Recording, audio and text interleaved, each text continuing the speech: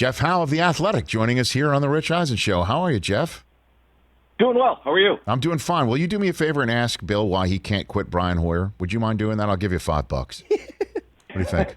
That was sort of a surprise because the way that they have managed quarterback reps in training camp, the off season, whatever. I mean, it's hard to get 3 quarterbacks enough reps, and adding a 4th to the mix, he's going to be a quality mentor to a guy like Mac Jones. Not that Cam Newton wouldn't be, right? But just an extra set of eyes for somebody like Mac Jones as he's trying to learn the process. I guess there's unquestionably some value there, but it's still. I can't say I wasn't surprised when they signed him. Well, I read your piece. Again, you cover the Patriots for The Athletic. You came up with 56 different things to watch for as the media's let in on the first time this spring for practice for the Patriots. And I guess you suggested that Hoyer would remove the mentoring a little bit off of Cam's plate for Mac Jones. Like that might be one way for Hoyer to essentially be added to the mix here. How do you see the Patriot quarterback scenario playing out for this year? I still expect, just because of the way Belichick has kind of gotten out in front of this, starting the night they drafted Mac Jones, I expect Cam Newton to be the starter going into the season. And today, Cam led off every period of practice in terms of the 4 quarterbacks. I mean, he was the number one guy. And just going back to last summer when there was more of an open competition with him, Jarrett Stidham, and Brian Hoyer, they rotated that first rep of a lot of these team drills, at least while it was still a competition. But the thing that surprised me most was Mac Jones was the number 2 guy for the majority of practice, including every period after they split off into team drills. Now, this wasn't a high-intensity practice by any stretch of the imagination, and the only real competitive period was a 7-on-7 period. But I thought it was a point where if I had to bet, I would have thought Mac Jones would have been 3rd, probably 4th on the depth chart today, just for today, because the way that, the Patriots open up 3 of these 10 OTAs to the media. So you can do whatever you want behind closed doors in the other 7. You could have Mac Jones be the number 2 guy when the media is not looking. But I was thinking when the media was looking, hey, let's figure out a way to slow down this hype train. Let's make sure that, there's not too much pumping of the tires here. And they didn't do that. And Mac Jones was that number 2 guy, and he throws a good ball. He had a good 7-on-7 period. He had a couple check down completions, and then his best throw was actually a drop by Christian Wilkerson. But it was a nice read in a soft spot of his own. It's just, Wilkerson, a former practice squad guy, couldn't make the catch. And, Newton was 4 of 4 in that period. He had a couple balls that were completed because of some great catches by a tight end and a receiver there.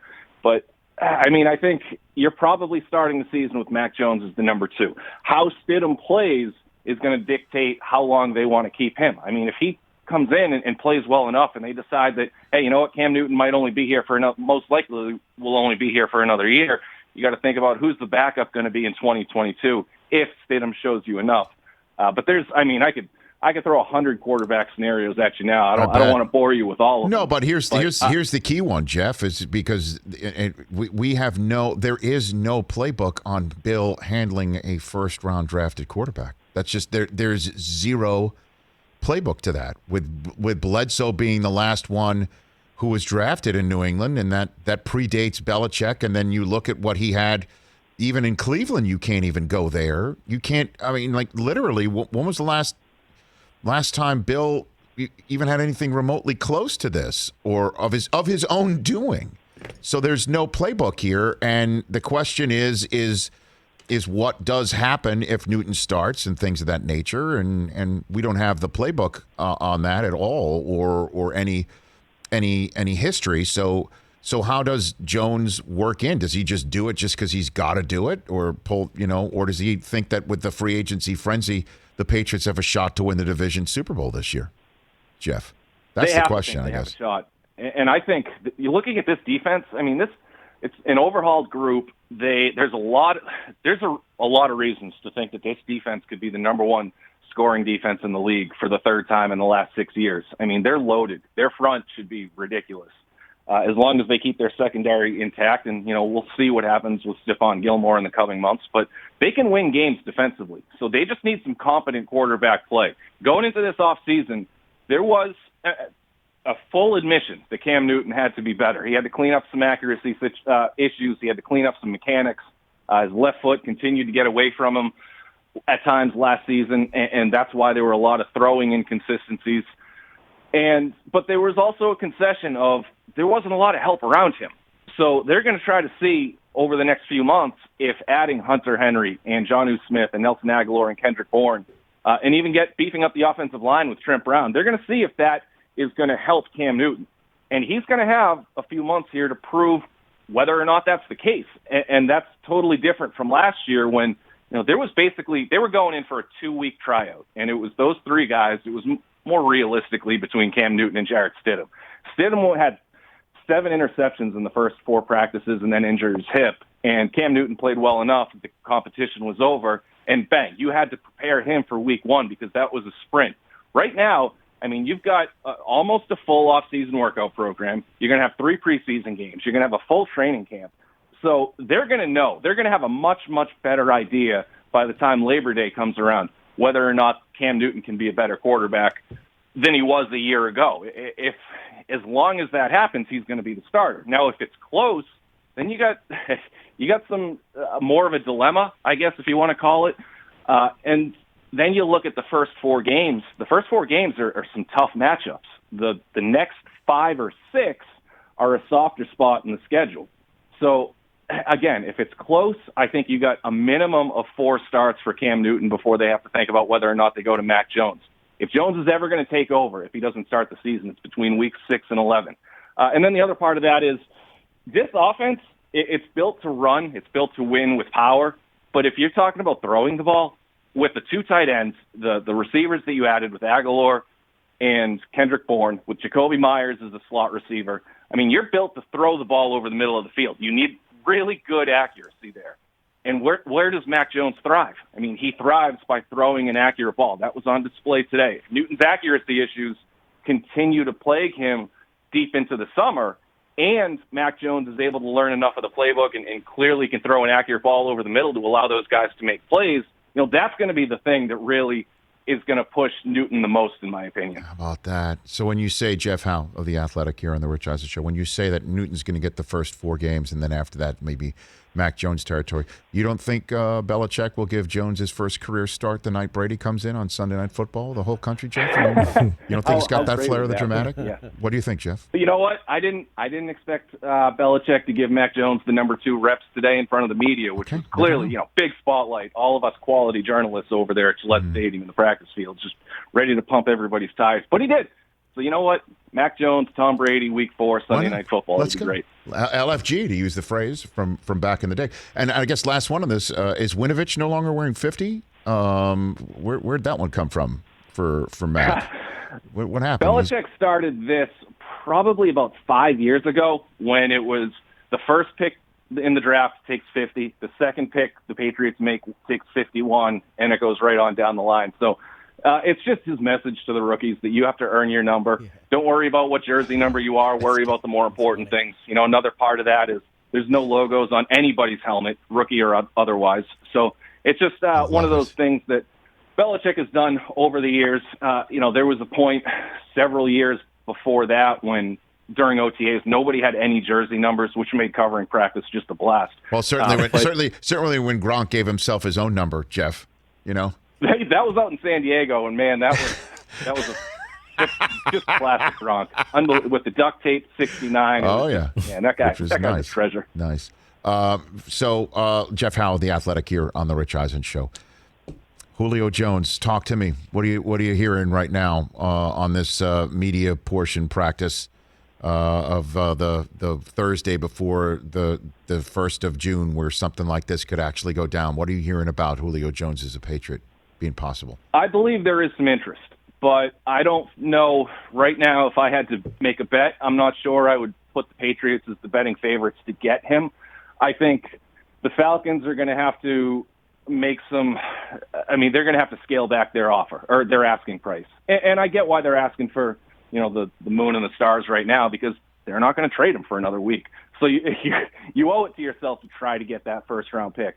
So the Falcons are going to have to lighten their demands. And I think Julio, they're probably going to have to take on some of Julio Jones' contract. So some things are really going to have to happen for him to wind up in New England. Now, I saw there was a report today that there's a first-round pick on the table. If that's indeed the case, I don't think the Patriots are going to be willing to match that. But I believe there's interest. I just don't believe there's interest right now at the Falcons' asking price. So we'll see who blinks first in the next week. Right. I mean, but there's only one team in the league where Atlanta, even though the general manager was different at the time, could go back and say, look, you gave us a 2 for Mohamed Sanu. We're not taking a 2 for Julio. You know, I mean, like that is a reasonable response to somebody who says we're not giving you a 1 for a 32-year-old wide receiver. It's not just any wide receiver. And I'd imagine, you know, the way that they upgraded and the way that they do have the ability, what they did in free agency, to take advantage of other teams' cap problems, with the cap over the next year already being announced to having a ceiling of $208 million. I mean, you got to think maybe now's the time's ripe to do it. Just go and do it, right? Go get an Alabama wide receiver for your Alabama quarterback, even though they're from different eras. Along with half the Alabama defense. Right. It's right. Absolutely. I mean, right. He would be a great fit because all those guys who can produce over the middle that we were talking about earlier, now you add one of the game's best outside threats. I mean, that would do a ton to really balance your passing game and the offense, and not just for this season. I mean, you're talking about Mac Jones taking over, I think, at latest in 2022. Adding a guy like Julio Jones would help him beyond. So, yeah, I mean, I certainly see what you're saying with the aggressive approach, and I understand the relation to the Mohamed Sanu trade. But I think the difference there is, if you're the Patriots, you're kind of calling the Falcons' bluff for right now. And you're going to say, hey, you know, whatever's on the table, let's say it is a second-round pick. Right. You know, you're trying to sit there and say, we know you're trading him. I mean, you have the cap issue. You can't sign a single one of your rookies. So you have to take whatever the best offer is on the table. And the Patriots are sitting there probably saying, we believe this is the best offer that you've got. Now, who knows? They also have to think that there's another 2 on the table from somebody else. And then when you look at this roster and the way that it was overhauled this offseason, the Falcons have to sit there and say, well, that 2 right now is possibly going to be, you know, the 50th pick, the 55th pick, depending on how good they are. So what are the Patriots going to do to sweeten that? You include a N'Keal Harry. You asked the Falcons if they were high on Harry before the draft, and maybe a change of scenery helps sway them. Or do you include a 4th-round pick? I mean, there are other pieces that you can add. I don't think they'd be willing to part with a first-rounder. If they are, I mean, the aggressive approach would fall in line with everything else that they've done in this offseason. And again, I think it'd be worth it based on how it would continue to help that offense. So before I let you go, Jeff Howe, The Athletic, because again, Week 4, Sunday Night Football, it's going to be lit. Brady back in Gillette. I mean, the hype, you know, began yesterday, pretty much, or the day that schedule finally came out. So in that spirit, I asked this final question of you: how much did the free agency period and the possibility of looking at Julio Jones, and the way that they drafted? And I understand they would never have drafted the quarterback that they did if they didn't maybe still have Brady. How much did Brady winning in Tampa inform everything that we're seeing with New England this year, Jeff? I think there's got to be a degree to that, but the bigger factor here, really, I mean, the team just wasn't close to winning enough games last year. And their offensive issues were paramount. I mean, you look at the way the Rams defended them on national TV late in the season. I think, you know, about week 14 or 15, something like that. I mean, the Rams basically said, you aren't throwing the ball in the red zone. And we know that. And that was, it really magnified a lot of the issues that they had there. And just looking at defensively, I mean, their run defense was as bad as it's ever been under Belichick. Their pass rush was the worst in terms of sacks, was the worst it's ever been under Belichick. And because of a lack of pass rush, you know, quarterbacks were able to throw at their secondary without a whole lot of fear. And, you know, they needed to rebuild that. And the way that they did, I mean, yeah, of course they want to shut down Tom Brady. I would never brush that aspect aside. But the moves that they made, I mean, overhauling the defensive tackles, bringing Matt Judon and Kyle Van Noy to man the edges. I mean, their edge defense against the run last year was it was awful.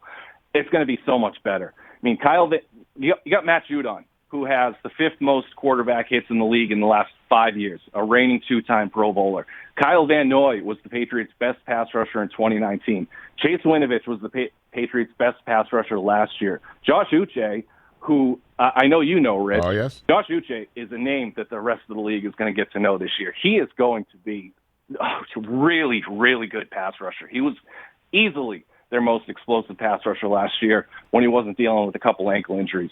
And then you got Ronnie Perkins, who was one of the biggest steals in the draft. I mean, you've got 5 quality edge rushers. And Dante Hightower is expected back. He had his best pass rushing season of his career in 2019.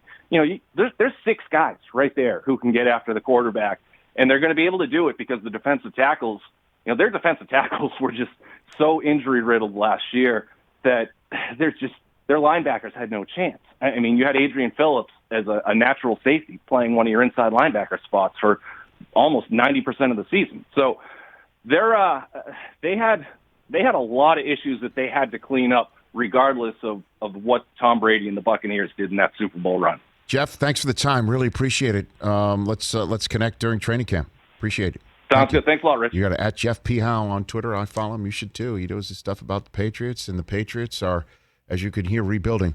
Hey, you watched all the way to the end. Thanks for that. Watch more right here.